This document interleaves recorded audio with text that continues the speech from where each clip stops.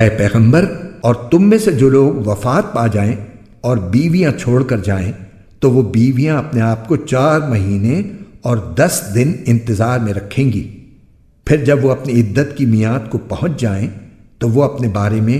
جو کارروائی مثلاً دوسرا نکاح قاعدے کے مطابق کریں تو تم پر کچھ گناہ نہیں، اور جو کچھ تم کرتے ہو اللہ اس سے پوری طرح باخبر ہے۔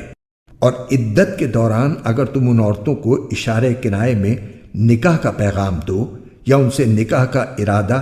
دل میں چھپائے رکھو تو تم پر کوئی گناہ نہیں ہے۔ اللہ جانتا ہے کہ تم ان سے نکاح کا خیال تو دل میں لاؤ گے، لیکن ان سے نکاح کا 2 طرفہ وعدہ مت کرنا، الا یہ کہ مناسب طریقے سے کوئی بات کہہ دو،